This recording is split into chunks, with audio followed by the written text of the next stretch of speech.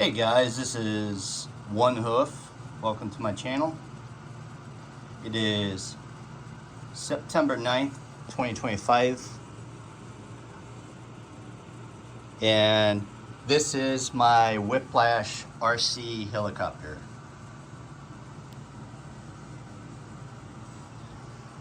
I'm wanting to do an after action review. I had a serious incident at the RC field yesterday.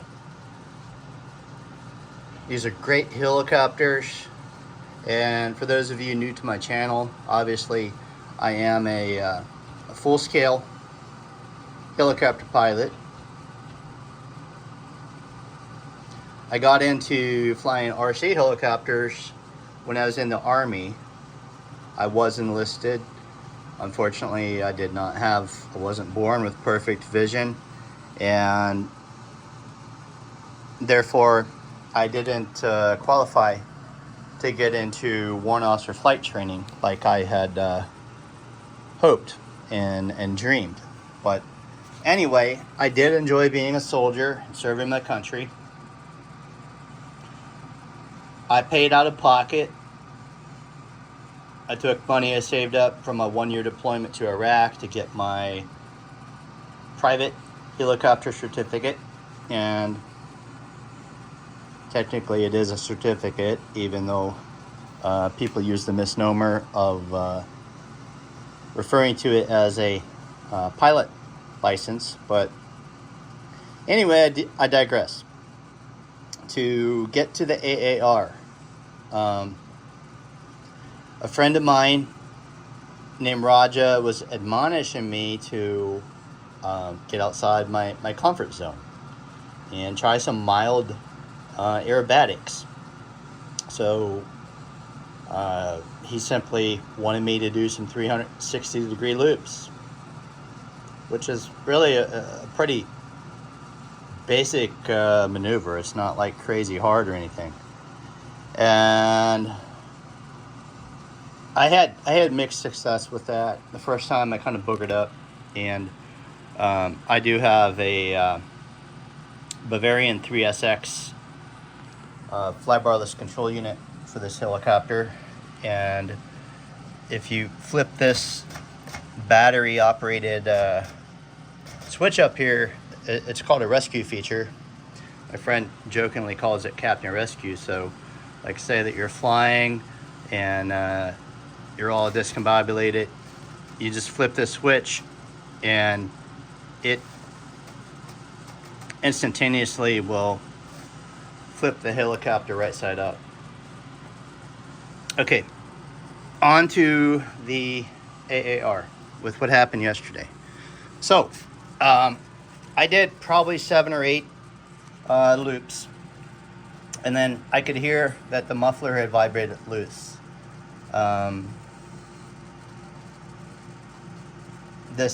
This has happened a few times. I've used the heat resistant red Loctite, and that worked better than anything else. But as you can see, it's loosey goosey. You know, the mufflers get ready to come off. So I obviously landed the helicopter, you know, as quickly as I could. And here's the crazy thing: after I landed, I noticed something moving and shaking down inside the helicopter, and I'm like, what in the world is that? And at first I thought it was the generator. This is a little electric generator to keep your battery charged, which is pretty ingenious. But anyway, this is what was loose. Check this out. This is insane. This is the right servo. The right servo is literally completely loose, and even that little bit of movement is causing pitch changes. So upon closer inspection, there's literally only one bolt remaining holding this entire servo on. And Guys, I am so lucky that the muffler vibrated loose and I landed the helicopter when I did. Because here's the thing. Check this out. I'm going to spin the blades and I'll try to zoom in. The servo is touching the main gear, which is really bad. You don't want moving parts rubbing up against each other. Let's see if I can zoom in. Look at that. You can see it going up and down with the blade rotation. So, okay.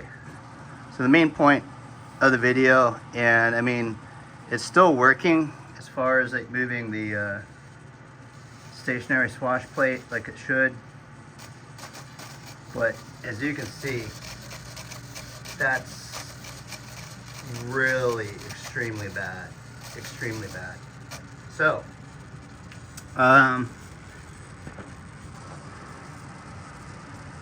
the important thing to remember is it's extremely important to do post-flight inspections and pre-flight inspections, even though it's just an RC helicopter,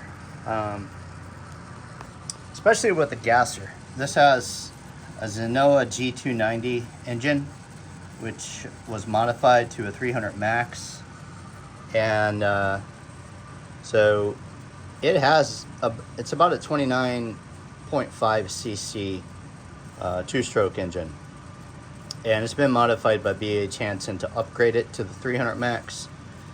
B.H. Hansen does outstanding work. They will map and blueprint your engine. Sometimes they'll port it, and they put a lighter piston in, and when Al modifies your engine, you're going to have the smoothest running two-stroke engine that you can possibly have. But anyway, guys, my after action review,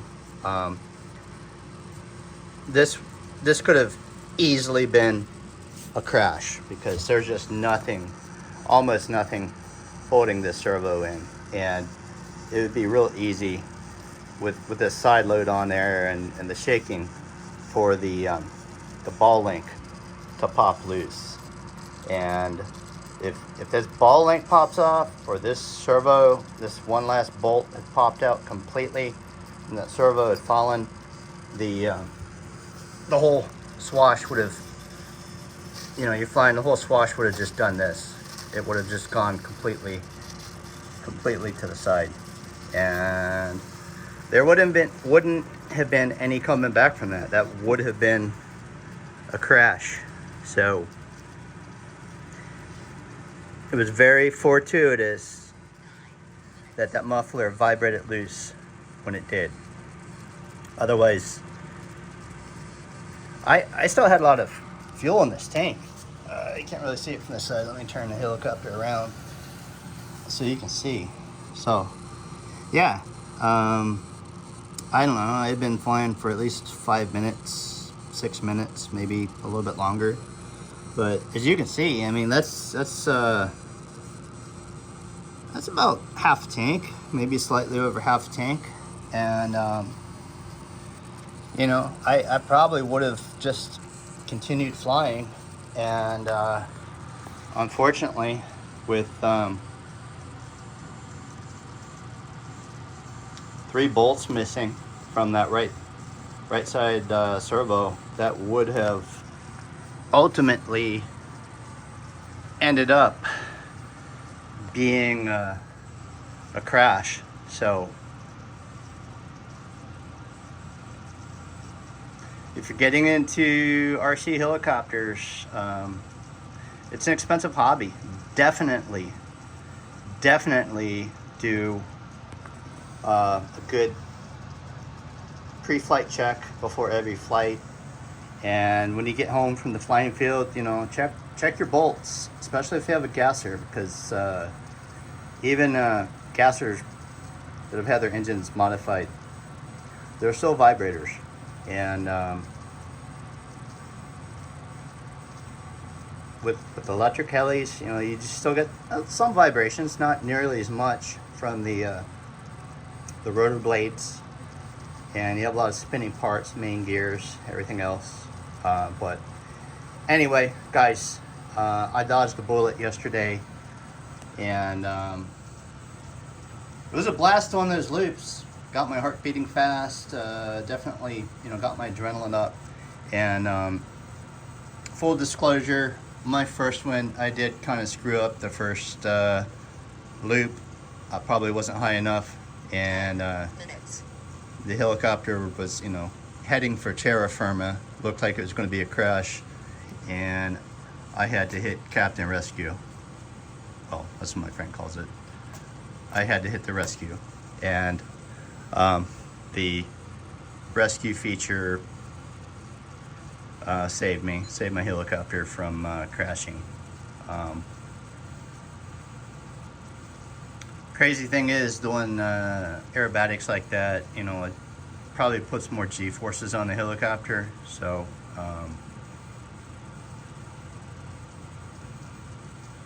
got lucky, dodged the bullet. You know, thankfully that muffler vibrated loose. It's a pain in the butt, it's frustrating, you know, you don't want your muffler vibrating loose, but if I continue doing those loops, and I noticed that the controls were feeling kind of weird, so, you know, maybe look for telltale signs, but I just thought that it was too sensitive, and it was probably the flybarless control unit trying to adjust for the inconsistencies caused, and, you know, the anomaly of that servo getting more and more and more loose, and I should have caught that. And this canopy, I love this canopy. I painted it a little bit. I painted the black windows on it. They were originally yellow, but it can be a pain in the butt to get on and off. You have to screw it in on there on each side, getting the holes aligned and everything. So it's easy to be lazy, you know. And you know, I had this helicopter for 2 years, no problems, and surprisingly very low maintenance. And you can develop bad habits, which I did. I would go to the RC field, fly, come home, you know, store the helicopter down here in my basement, and leave the canopy on. Found out the hard way yesterday, guys. That's a big mistake. You know, it's not worth being lazy and complacent. You have to take the canopy off and inspect your helicopter, especially your servos, because your servos are what give you controllability of your helicopter. So just wanted to make this quick AAR after action review, and fly safe, have fun. It's a great hobby. It's a very challenging hobby, and I will catch you on the next one. Thanks for watching.